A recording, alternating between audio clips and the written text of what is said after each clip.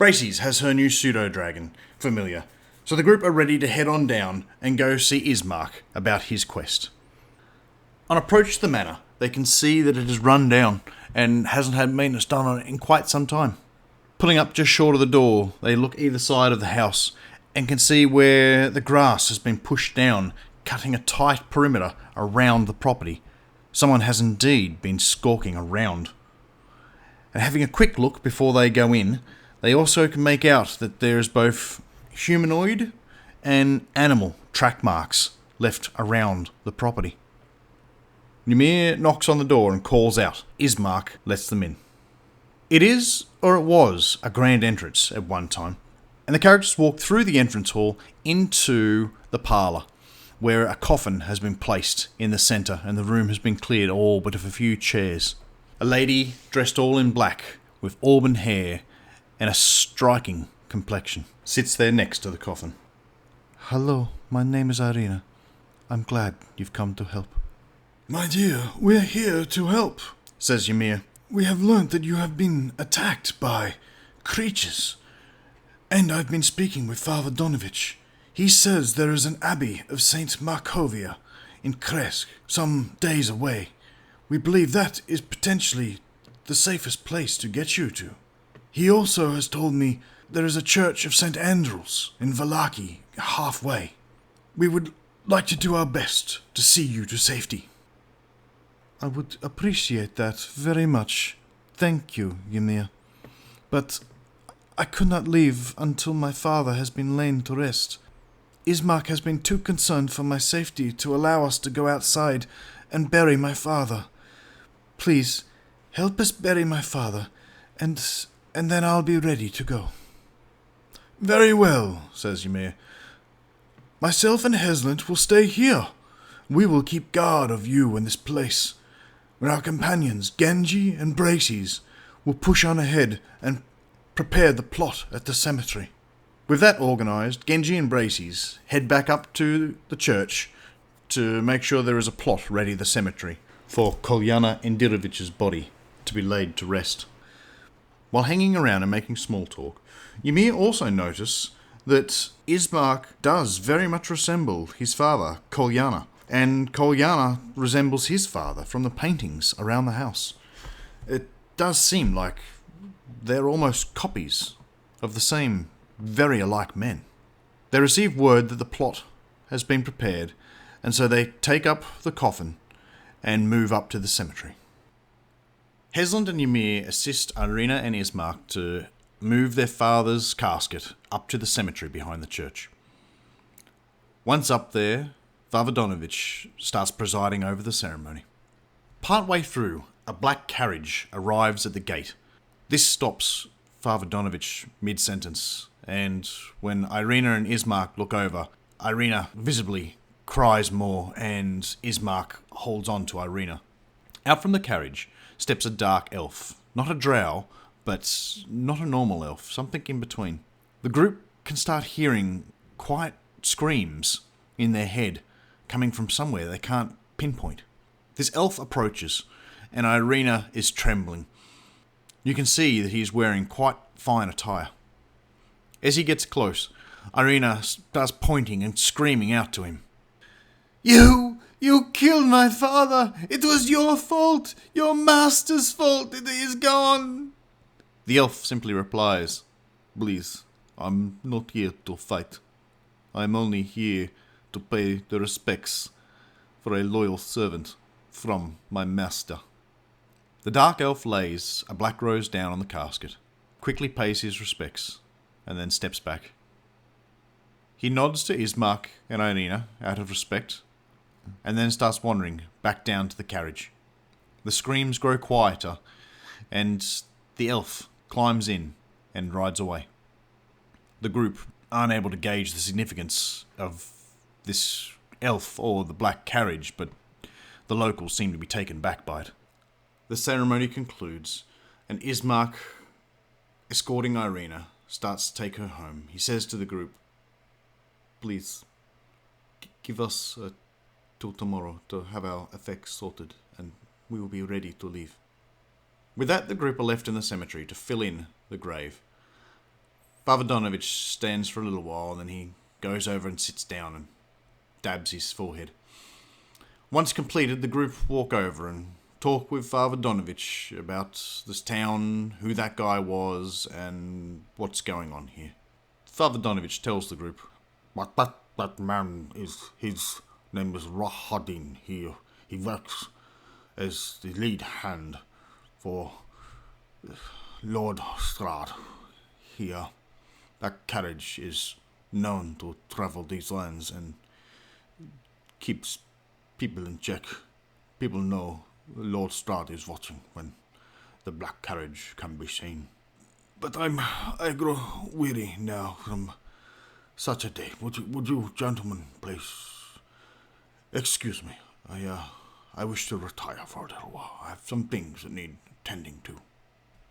As Father Donovich opens the door to the church to head in, a call can be heard coming from below the floor. There must be a basement somewhere in this church. And they can hear a cry for help, screaming out, only faintly, but Father Donovich hears it too, and immediately looks at the characters, and they make eye contact. He knows they heard it as well.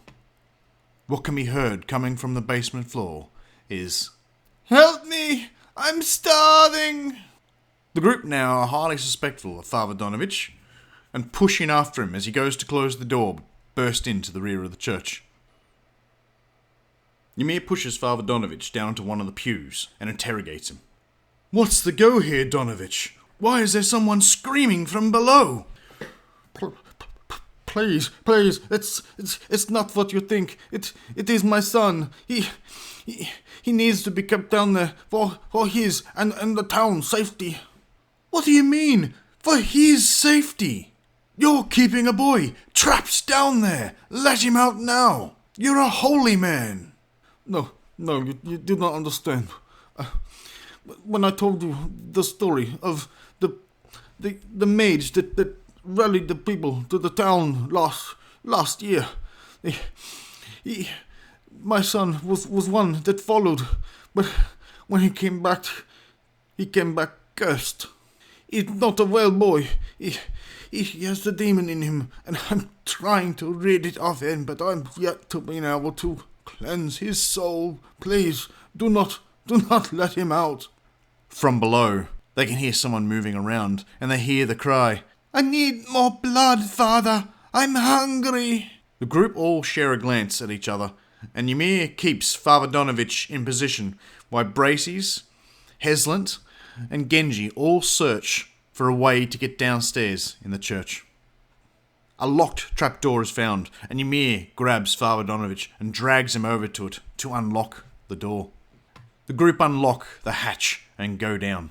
Brayseis leaves her familiar up here as she only just got it and doesn't want to endanger it.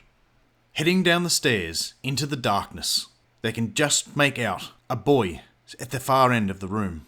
Timbers support the floor above, and the group go down into the darkness and spread out.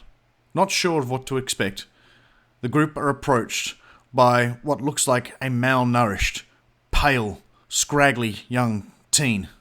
Who are these people, Father? Can I taste them? I sense the life in them.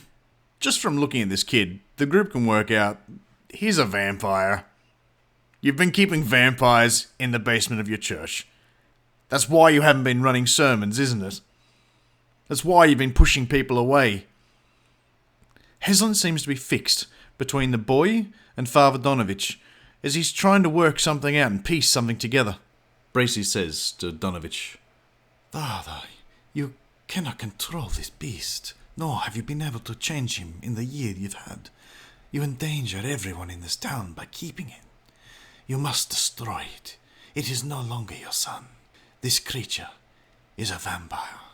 Please, don't kill him now. He's my son, my only son.